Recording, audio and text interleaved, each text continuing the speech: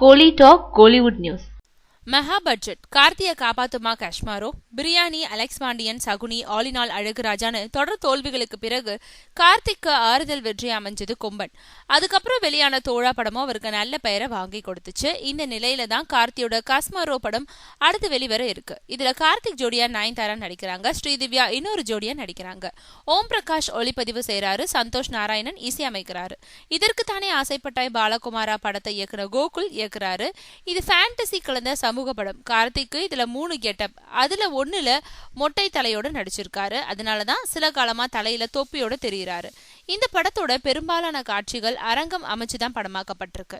சென்னை நகர சுத்தியும் ஹைதராபாத்லயும் 15 பிரம்மாண்ட அரங்குகள் அமைச்சு படப்பிடிப்பு நடத்தப்பட்டது. படத்துல 15 நிமிஷங்களுக்கு மோஷன் கேப்சர் முறையில உருவாக்கப்பட்ட அனிமேஷன் காட்சிகள் இடம்பெறுது. இப்போ படப்பிடிப்புகள் முடிஞ்சு பின்னணி இசைக்கோர்ப்பு, டப்பிங் பணிகள் நடந்துட்டு இருக்கு. விரைவில் இதோட பாடல் வெளியீட்டு விழாவை பிரம்மாண்டமா நடத்த இருக்காங்க. ட்ரீம் வாரியர் பிக்சர்ஸ் நிறுவனத்தின் சார்பில் SR பிரகாஷ் பாபு, SR பிரபு தயாரிச்சிருக்காங்க. 60 கோடி ரூபாய் பட்ஜெட்ல படம் உருவாகி இருக்கிறதா சொல்லப்படுது. கார்த்தி படங்கள்லயே 1000ல் ஒருவனுக்கு பிறகு அதிக பட்ஜெட்ல உருவாகி இருக்கும் படம் இதுதான்.